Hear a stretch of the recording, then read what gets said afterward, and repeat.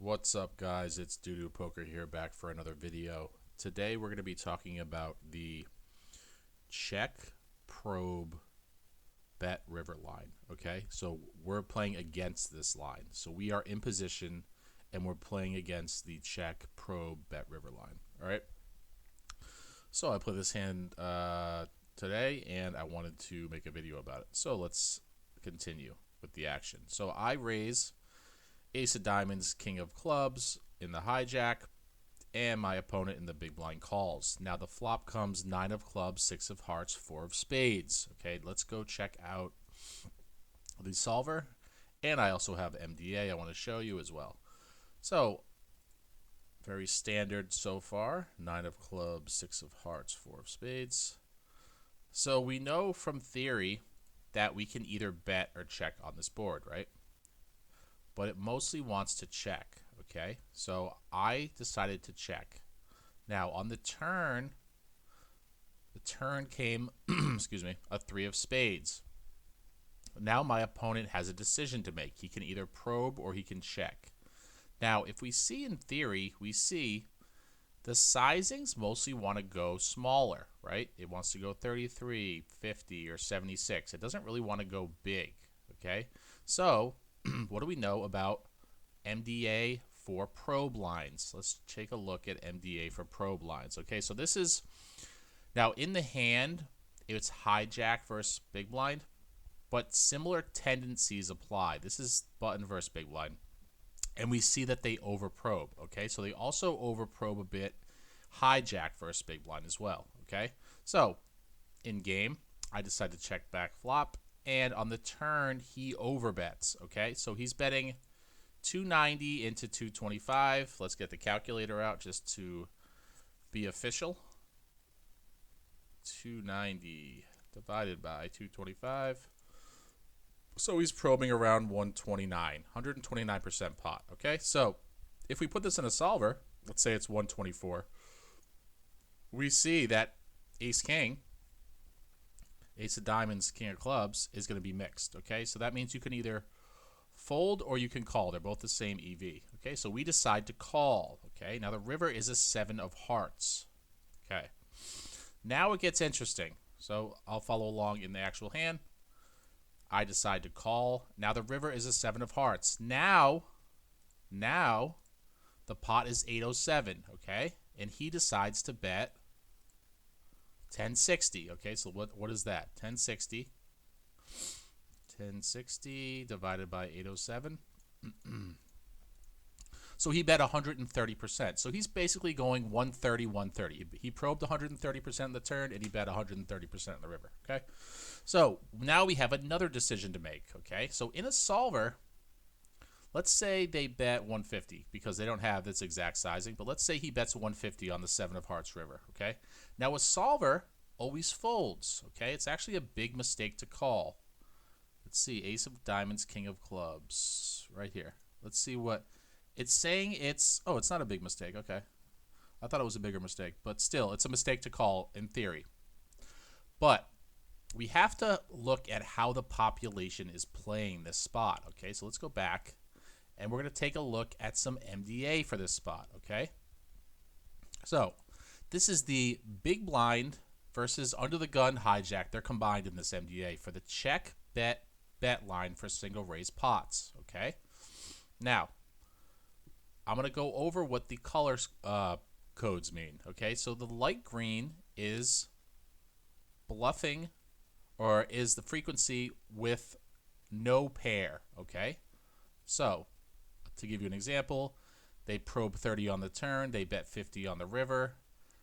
The frequency is 42%, and the GTO frequency is 25. So they're over bluffing by 17%, okay? So the light green is bluffs with no pair. Now the dark green is bluffs with a pair, okay? So this is going to be the low pair, like the fourth pair and the fifth pair, okay? Now the blue is going to be the GTO-ish, okay? So it's close to GTO. So here they probe 70, they bet 30. It's right in line with what GTO would do, okay? Now the NES is not enough sample because you need at least 100 hands for these samples. And the red is going to be under bluffed relative to GTO. So we see here, bet 150 is under bluffed. But he bet 130. We don't have that here, but we have bet 120, which is kind of close, right? So we go here and we see that they're over bluffing, but this is just the aggregate. This is not specific to runouts. So we have to take a look at the filters. Okay, let's check out hand and note data.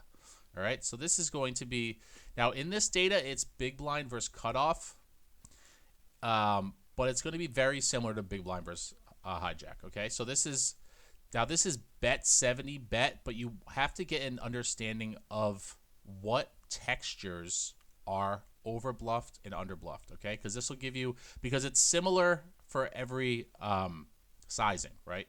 This is going to show you what is over bluffed and under bluffed. Okay, so we know the aggregate here is 34 weak. Okay, now in the hand, the board was 9-6-4-3-7. Okay, so a straight came in, but it's a one gap straight. Okay, so it's very important. Okay, so we're gonna look at 3 data points here. Okay, we're gonna look at the busted flush draw on the river. Okay, we're gonna look at the low board, and we're gonna look at the straight one gapper. Okay, let's take a peek at these 3 data points. Okay, let's do number 1. Busted flush draw. Okay, two-tone flop, 35 week. On our specific board, it was a rainbow flop, 37 week. Remember, the aggregate was 34. So we know this is a good data point to call because it's a little over bluffed. Okay, that's the first data point. Let's look at the second data point. How about river 7-2 on a 9 high board or less? 46 week. Okay, so that's another good data point to call.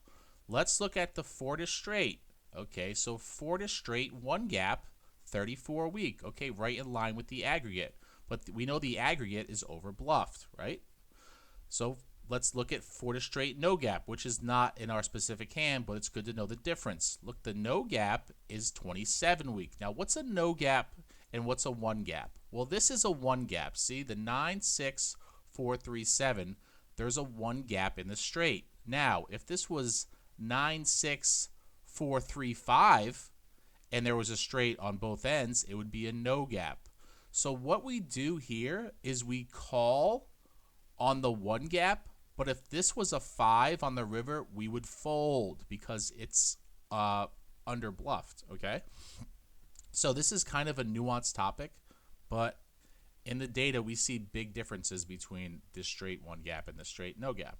Okay, so when you're thinking about calling with your bluff catchers, always think about the board texture and think about what the MDA says for the specific spot. Because we know in the MDA that it's over bluffed in the aggregate, right? So we know this is an over bluffed. If it was a neutral board, it would be over bluffed. But then we have to look at the specific filters and we find out that this board texture is also over bluffed with the missed flush draw, the low board, and we know the one gap is neutral. Okay, so in game I know this and I decide to call with my bluff catcher. Well, it's not really theoretically a bluff catcher, but it's still a call because of how they probe, how they're constructing their turn ranges, because we know in theory this is not really an OB spot, right? You mostly want to go between 33 and 76. You don't really want to go big, okay? But we know from the MDA that they overprobe. So what they do is they probe too much on the turn, and that leaves them with too weak of a range on the river. And on the river, the only way they can win is to bluff, and they bluff too much. All right, guys? So thanks for bearing with me through that.